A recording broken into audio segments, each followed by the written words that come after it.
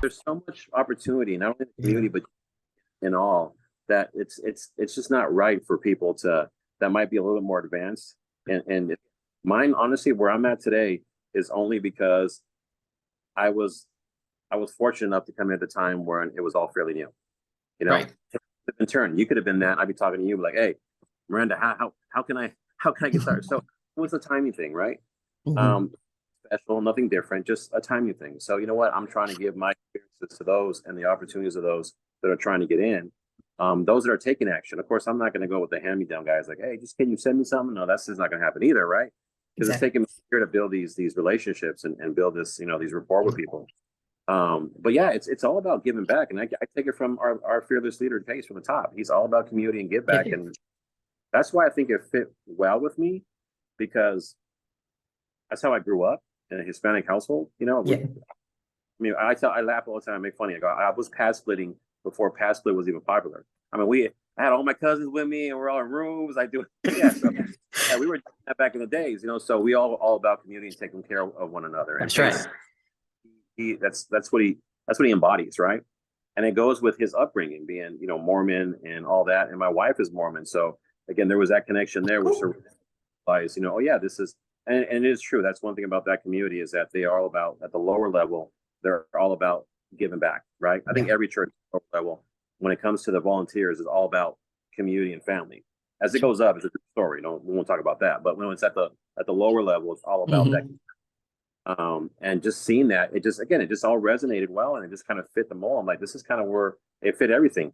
I can relate, I can be here, I can help, and then on top of that, be um, successful at it. I mean, like, it was a no brainer. It was a no brainer. So Yeah, and I what I'm learning, the podcasts were assignments given to us, right? As far as the project forward. But what I'm learning from each person that I've interviewed thus far, they have that base level sense of morality. And it makes me feel so much more comfortable because in the beginning, it does appear that everybody's just trying to make money. And especially when you're called, you're Gators, and the whole focus of Gator is money. money. But we're living it. We're not necessarily just grabbing it, even though the big chunks are kind of what attracted many of us. But in general, everybody seems to be more interested in, or won't say more interested, but interested in making sure that what they're doing, their efforts within this program are helping others who have a need of some sort. And that really resonates with me a lot. I'm a church going woman. And so that's one of my beliefs, in giving tithes and all that, and I make sure that my church is using those tithes to help the community, that they're not just paying my pastor for a mansion, that type of thing.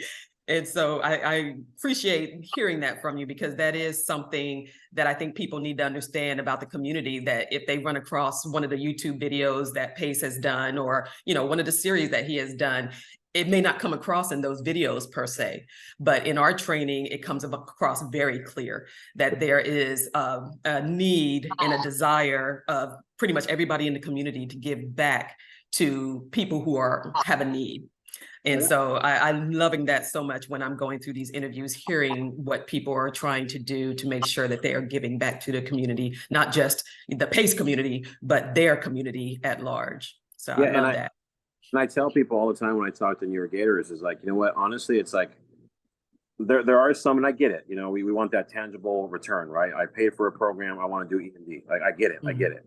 And I tell them it's a lot more difficult here. Not to say that it's impossible, but a lot more just because of the sheer numbers and There's more people. changes that are happening in the wholesale industry in general, right? Where I think double close is probably going to be probably the best avenue. I think that's the reason why having Pace and Abraham and Alexis offering that service is huge, right? So as we go Mhm. into that, so he's always evolving, like I said, making changes. He sees before we Mhm. do what puts people, in our path. But what I tell people is, even if you go in and you pay the price, and I honestly think it's dirt cheap compared to other mentorships and all that stuff, just my honest opinion. Um, and you never do an EMD deal or whatever might, but you immerse yourself in this community. There's no price, honestly, and because the opportunity is there, it's just getting off the sideline and taking action type of thing. of course you're going to be scared. You're going to be like, oh my God, what is this? I don't know. You do your vetting, you do all this, you do your due diligence, and and then after that, basically, it's all just trust to the Lord. Like, okay, you got me. Exactly. Let's do it. You know, That's right. and that's how I started. But then what happens is, as you start to get that momentum, of success, or not even failure. There's a great line that I saw on the island on a T-shirt, and I've been using it a lot. And it's the great Nelson Mandela. He said, "I don't lose. I either win or I learn." And if you have that mindset, Love it. you're never going to lose. So even if something were to go a little awry and not go the way you want, it's a learning experience, right? And you learn from that. So yeah, immerse yourself in the community, and just and listen. I tell people, you got to be comfortable with being uncomfortable, because if you go out there and don't listen to the conversations that are, if I would have just been stubborn and been like, EMD, that's all I want to do, and I looked at the PML side of it, and then networking outside of the arena, using what I learned here and kind of taking it into a different arena and investments and stuff. It's like, I never would have been in the position that I am today. And I thank Pace and his community for that. And then I look back, I never would have done an EMD deal. That $100 that I spent would have been well worth it. That price of admission, well worth it, because the people that I've been able to network with and now call them my friends, and invest in people, as you go through it, you can sit there and kind of like me. I got my book of business of people that I invest in. I really don't look to open it. I get hit up all the time for, hey, I know you land. Can you do this? Can you do that? I'm like, I'm good, right? I don't need more people. I'll take the conversation and listen to them, but I'm looking to build relationships, not just in one and dones, the one-offs. Yeah. So I build that where I have people of high integrity that have the same, mindset like you and I, where we'll do it all day, every day.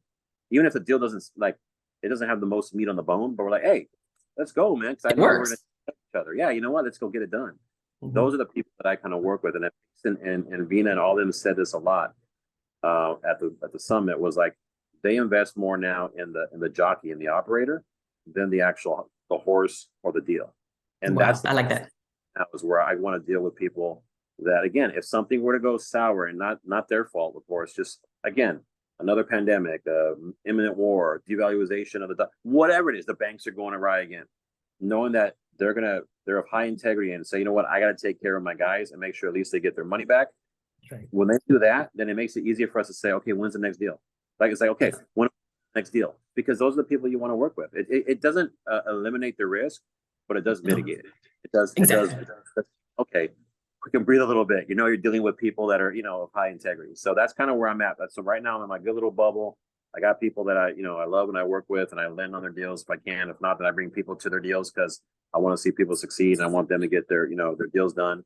And I'm cool with it. I love it, and that's kind of where been my role right now as I start, kind of going into that next chapter of my journey, which again is acquisition and kind of going into a different arena, and then kind of getting my organization kind of restructured with the things that I had to do with with my company. So I'm excited for it, and again, all because I was willing to take a chance and also get uncomfortable and have conversations that I never thought I would be having. And now I can be in rooms where at first I'd have been like, dude, I don't belong here. And now I'm like, okay, you know what? I do belong here. And I'm still learning as I'm going, which is the great thing. I learned so much at the summit, which is awesome, and I love learning. It's a great experience. Yeah, I don't know if I told you, but I'm actually a professor. So that's my whole life, is learning and teaching others. Because like you said, I get my joy and my gratification when I have a student come back to me and tell me about the wonderful experience that they're having on their new job because of something that I taught them in class, or their ability to apply something that I taught them in class at work that really sat well with their manager or their supervisor or what have you.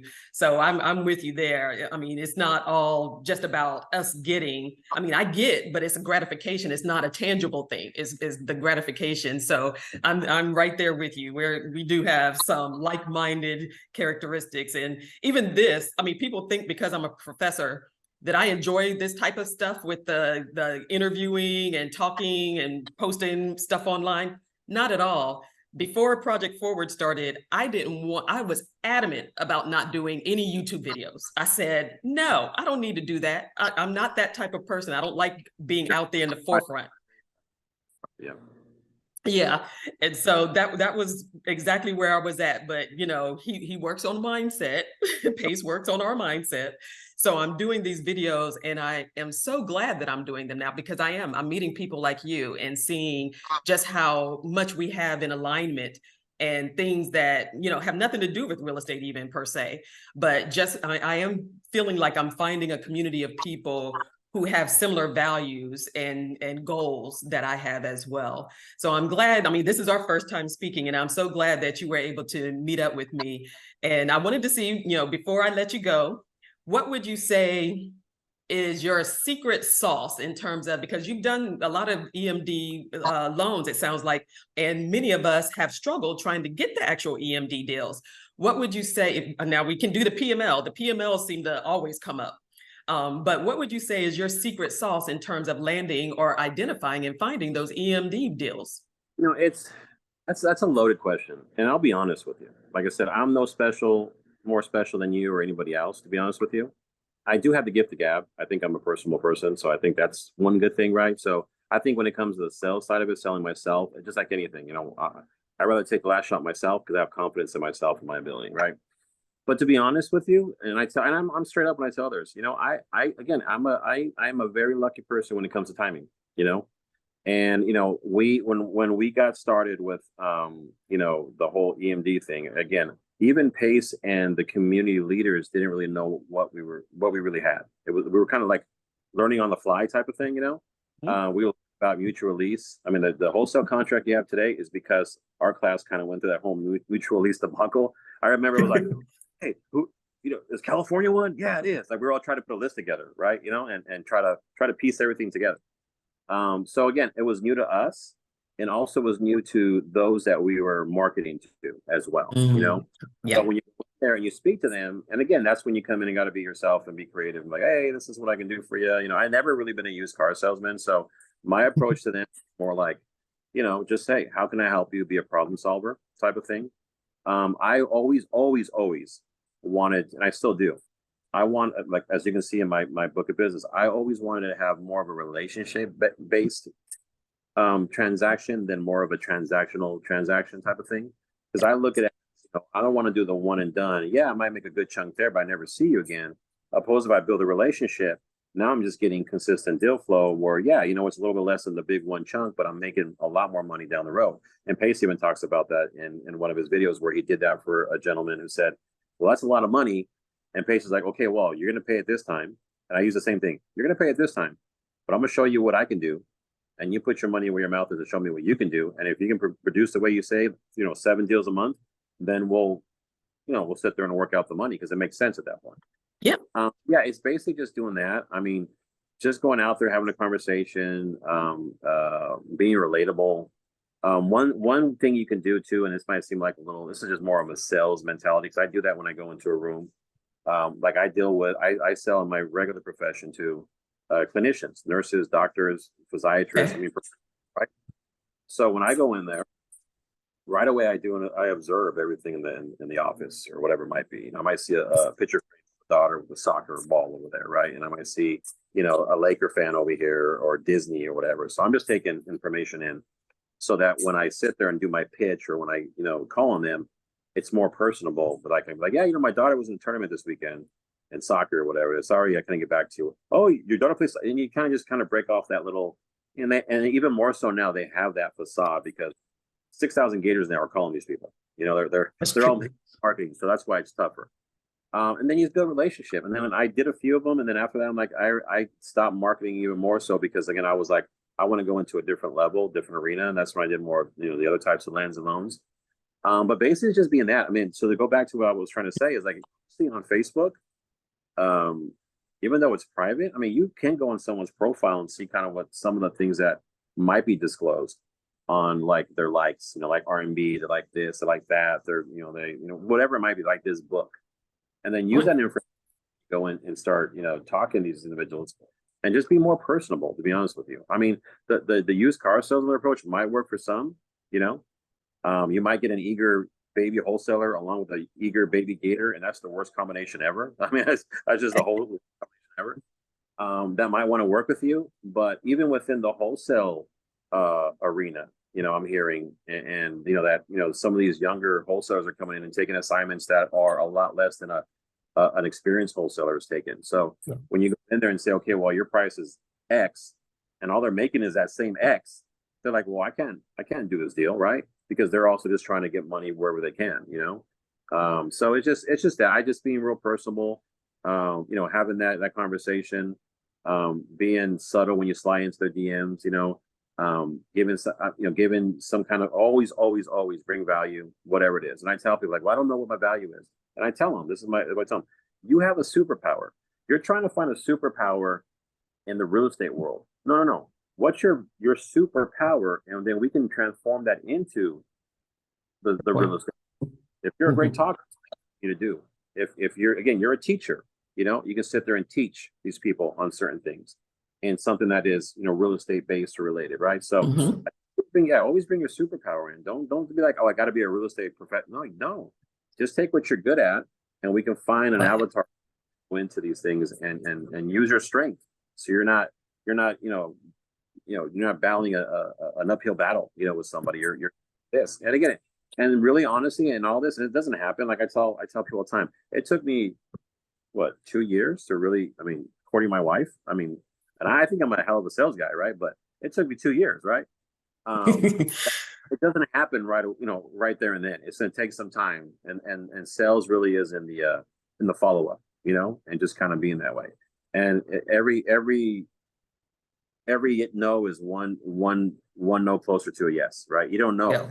Get a bad mood and tell somebody no, and they finally call me, and I might be like, you know what, dude, let's do it. I'm done. And that's all you need is that one opportunity, and then from there you show your value, you do what you say you're going to do. And then one thing I did is when you work with a wholesaler and we get the deal taken care of, I would always tell them, hey, you saw what Zoe can do. So tell your friends, tell your family, tell your community, whoever else is wholesaling, hey, if you got another person that's in a bind or needs my service, have them call me. I got you. And that's kind of how, you kind of grow that way a little bit. But by that time, I was already in a position where I was like, okay, the EMDs are cool, but I'm trying to make bigger. Yeah, because I had a number that I was trying to get, and I'm doing the math there, and I'm like, okay, well, you know how many EMDs I got to do to get there? First off, I was trying to replace my W-2 wages so I can get out of here, and then of course make the money so that I can do the acquisition. So again, just learning what you learn, and Pace shows it. He does it. He's always evolving. He's buying businesses now. Sub 2 now is starting to be, business acquisition. So, yeah, so here now is 2.0 double close transactional, and then we're gonna go probably 3.0s would be funding for these businesses, and you just all these tools that we have, and I just love it. You just give so many opportunities. So when someone says, I can't find a deal, like he says, you're not using the resources that are there. You're kind of making excuses, and get off that EMD wagon, because there are a lot of opportunities out there. You got to get off the sideline again and just take action. It's going to be scary. My first land on the PML value was $100K. So it's scary. It's a lot of money. I went to the boss, my wife, and said, hey, you want to do it? And she's like, what would we? So we're doing it together. And she's like, yeah, let's do it. Okay, we did it. So it's like, it just, you gotta take those chances, and thank God that it worked out, and we're now in the position that we're at. And I'm not saying everyone was good. There was some that I'm still working on today that haven't, that should have been funded a long time ago or not, and they're like this, Yeah. But that's the risk of investing. But again, I invested with people that I felt that were high integrity, that they're gonna make sure at least we're whole if something were to go. Yeah, and that's all you can ask for, really. Well, thank you so much. You packed in a lot of good tips in there. So I hope our audience was able to pick up on all of them, especially I think the one that resonated particularly with me was going out and finding information about people on their Facebook page, even if it's private, so that you can make more of a personable connection to them. I love that. Too much, but you'd be surprised. You'll see a book. I like this book. And then from there, oh yeah, you see the book, it's something that maybe that someone had recommended, and I got this. Just again, find your way to kind of get that sales pitch away from a pitch mentality to more of a personable approach, like I want to be your friend type of thing. You never know, you might actually make friends with this person, and that's right, and have a lot of connections to it. But yeah, just doing that and trying to find little bits and pieces, and it might be stalking, whatever you want to call it, right? But information that's given, right? So you can see how much they have, and hopefully there's enough. Sometimes there isn't really much, but it all depends on how their profile is set up. But you can go in there and see what's in there, and use that to your way to, again, not to sales pitch them, but to build that relationship Rapport. Yeah, and I build that rapport. Exactly. Yeah. So. Well, wonderful. I think you gave us so many different pieces of information that can help us, especially the newbies, to grow our businesses. As we close, did you want to let us know what is your business name and how people can get in contact with you if they did want to do business with you? Yeah. So my business name is Allen Ventures Holding. So that's my active LLC. To get a hold of me, I have my Blink outlet information. I'm truly trying. Again, I'm with you. I'm not a private person, and you'd be surprised because a lot of people, like, you see me in the Facebook reaching out to Gators, and, like, I'm honestly very private, and when I talk to other Gators, like, oh, it's all the OG and this, I'm like, oh, like, yeah, I get it, but like yeah, it's like, it's like. So I have to get out of that as well too. So I'm starting to post a little bit more on Instagram, and of course it has to go through my wife to get approved, because she has to make sure the settings all perfect and everything. Well, I haven't moved to Instagram yet. So I'm trying to. So I guess I can say maybe Instagram. I'm trying to grow that profile, but yeah, I can drop my Blink or my information, which has all the links to everything else. And if people want to get a hold of me there, I'm also, a text is the way I love working by text. It goes straight to me. I don't have to go through all these apps to go find it. It's right there in front of me. Bam, it gets there. Okay, we respond. And, I have a W-2, but I'm quick to respond on the text. And if we have to break out, make a call, I can definitely, break out and make a call. So I can share that information if that's okay with you and stuff. Yeah. Be great. And I think you gave me your Blink card. I think I have it in Messenger. Is it okay if I post that? Yeah, you're free to share it, as you like. Yeah. Okay, well, thank you so much. It's been such a pleasure speaking with you and getting to know you a little bit. So I hope we have the opportunity to meet each other in person sometime soon. I know you're on the West Coast. No, what we're gonna do is when we're cutting our ribbon in Puerto Rico on our boutique hotel, that'll be the day. I'm ready. All right. Well, thank you so much for your time. It has been such a pleasure speaking with you. You're welcome. Enjoy the rest of your weekend. Bye, guys. Thank you. You too. Bye-bye.